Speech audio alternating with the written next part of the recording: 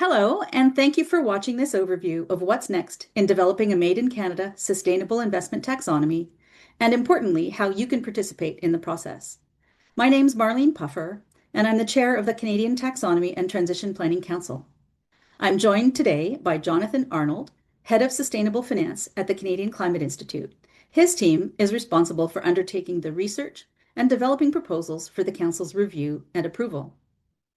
I'll walk you through our governance structure in just a minute, but I wanted to start by emphasizing the importance of this phase in our work and why now is such an important time for you to get involved. In the coming weeks, the Council will release our first document for public consultation. It's the consultation draft of the methodology report. I'll provide more details later in the presentation, but I want to note that this report will serve as both the North Star and the bedrock of Canada's sustainable investment taxonomy. That makes it the most important document for broad public feedback, including yours. The aim of this presentation is to provide as much information as possible to help you prepare for this upcoming consultation period. In a moment, I'll turn it over to Jonathan to walk you through the details. But first, a quick overview of our governance structure. As mentioned, I chair the Taxonomy and Transition Planning Council, which is the decision-making body for the taxonomy process. Our mandate comes from the federal government, but we operate completely independently. We're supported by a secretariat, Business Future Pathways. The Council has 3 advisory groups: the financial sector, the technical, and the international advisory group, representing over 70 individual experts and organizations. These advisory groups ensure guidance is scientifically credible, practical, aligned with Canadian priorities, as well as with global best practices. The Council is also supported by the Sustainable Finance Research Team at the Canadian Climate Institute. The research team is responsible for developing the taxonomy guidance proposals that the Council reviews and ultimately approves. For example, the methodology draft report that we will soon be releasing for public consultation was developed by the research team with input from the advisory groups. As the work proceeds and we begin developing voluntary science-backed taxonomy guidance for key sectors, the research team will be assembling sector-specific working groups to help inform their proposals. For more information and to see who is involved in the organization, you can visit the governance section of the Business Future Pathways website. And now I'll turn it over to Jonathan. Thanks very much, Marlene. As mentioned, my name is Jonathan Arnold. I'm the head of sustainable finance at the Canadian Climate Institute. And I'll be walking through a little bit more about what taxonomies are at a high level, just some 101 on taxonomies, and then shift into some of the key decisions that have been made by the Taxonomy and Transition Planning Council. So first, some background information on what a taxonomy is, why Canada needs one, and who ultimately benefits from taxonomies. So starting first with a quick 101 on taxonomies. As climate impacts intensify and the global energy transition accelerates, investors are proactively assessing their exposure to climate-related risks, and they need better tools for this really important work. You might remember the word taxonomy from high school biology, potentially, as a term used to categorize plants and animals based on certain criteria. A sustainable finance taxonomy does the exact same thing and categorizes economic activities based on how they align with sustainability objectives. Taxonomies create standardized metrics and common language that can help companies, investors, and lenders make more efficient and informed investment decisions. While taxonomies have been developed globally for a range of sustainability issues, from biodiversity to marine conservation, the vast majority focus first on climate mitigation, reflecting the urgency of the issue and the systemic financial risks of unmitigated climate change. In terms of why Canada needs one in particular, Canada needs to attract between $125 and $140 billion per year in investment to build a net zero economy by 2050. And a taxonomy is a key tool for unlocking this capital. It can improve market efficiency by providing consistent classifications for climate-aligned investments, making it easier for investors and lenders to evaluate whether specific activities credibly align with climate science. Close to 70 jurisdictions have already have a national taxonomy in place or under development. Developing Canada's own taxonomy strengthens the credibility and international alignment of Canadian investments, which is increasingly important as other jurisdictions like the EU use taxonomies for regulatory compliance that can affect Canadian market access. Without a national standard, each financial institution must develop their own assessment criteria, and this increases complexity and raises the cost of green lending and creates inconsistencies in how activities are assessed. The taxonomy also reduces greenwashing risk. A consistent classification system boosts investor confidence in climate-aligned offerings and supports capital allocation. And lastly, Canada's taxonomy will address activities that other taxonomies have not, particularly resource-based and hard-to-decarbonize sectors that are central to Canada's economy.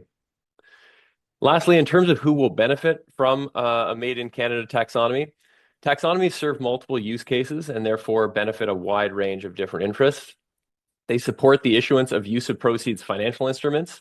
So issuers of green and transition debt products can use the taxonomy to substantiate the climate benefits of their offerings and align with established global guidelines like the Green Bond Principles and Climate Transition Bond Guidelines from the International Capital Markets Association.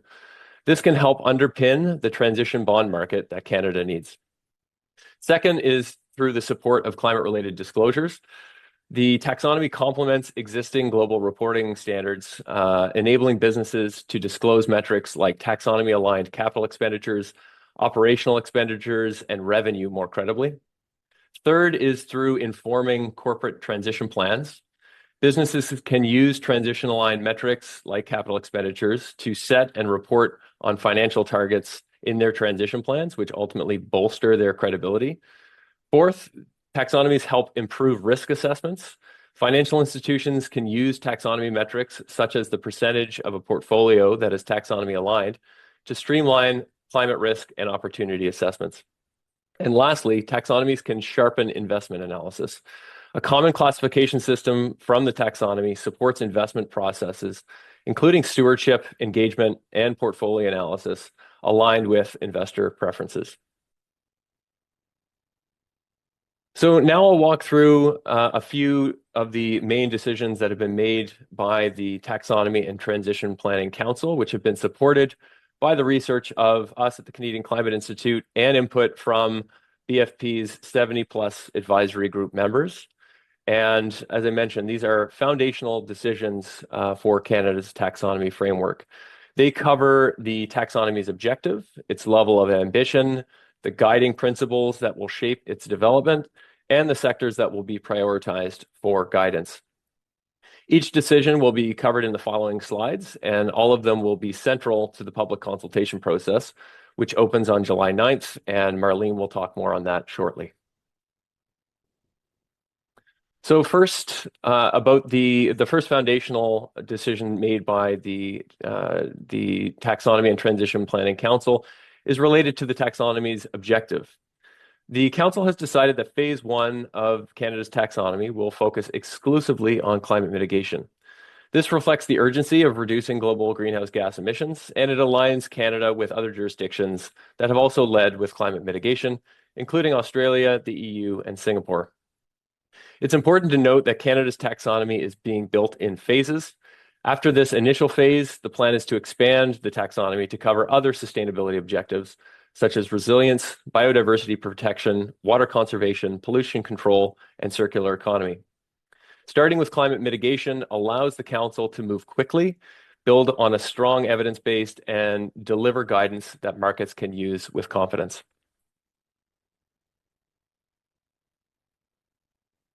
The second decision made by the Taxonomy and Transition Planning Council is on the taxonomy's ambition. The taxonomy will be anchored in the ambition of the Paris Agreement, and specifically the goal of limiting global warming to well below 2 degrees Celsius and pursuing efforts towards 1.5 degrees Celsius. At the practical level, we'll operationalize the taxonomy using Canada's legislated target to achieve net zero by the year 2050, which is enshrined in the Canadian Net Zero Emissions Accountability Act. This approach ensures both credibility and interoperability and is consistent with other international taxonomies. Aligning with Paris provides a shared global reference point, and using Canada's domestic target offers a tangible, measurable goalpost that is directly relevant to Canadian markets. Canada's net zero target was itself established in response to the Paris Agreement and the 2018 IPCC special report on global warming of 1.5 degrees. So the two anchors that are underpinning Canada's taxonomy are closely aligned and mutually reinforcing. The third decision made by the Council are on the 6 principles that will underpin the future development of the taxonomy. These principles are not always in perfect alignment, and there are real tensions to navigate here, but they together define how Canada's taxonomy will get built and what it will ultimately look like. The first principle is around credibility. The taxonomy will be grounded in current climate science, use quantitative criteria wherever possible, and apply guardrails to minimize carbon lock-in for emissions-intensive sectors. Credibility underpins the trust in the taxonomy, which is ultimately needed by both the markets and also the public. The second principle is around usability. The criteria need to work for organizations of varying sizes and levels of maturity across both the financial sector and real economy. They must be based on feasible technology pathways, communicated clearly, and designed to minimize reporting burden. The third principle is around interoperability. To facilitate cross-border capital flows, the Canadian taxonomy will harmonize with other jurisdictions, aligning key concepts and terminology, using quantitative criteria, and building on existing international approaches, particularly for hard-to-abate activities.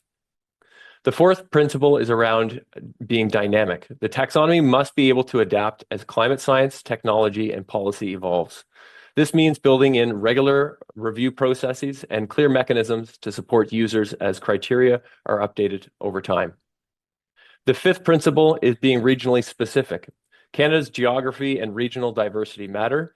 What is technologically and economically viable in southern Canada may not be viable in northern, rural, remote, or Indigenous communities. The taxonomy will accommodate this through differentiated or region-specific criteria where it's appropriate.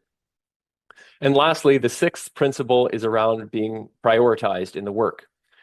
Developed in phases, the taxonomy will focus first on areas where it can have the greatest impact on decarbonization and where Canada has an opportunity to demonstrate leadership and to add market clarity that complements global guidance.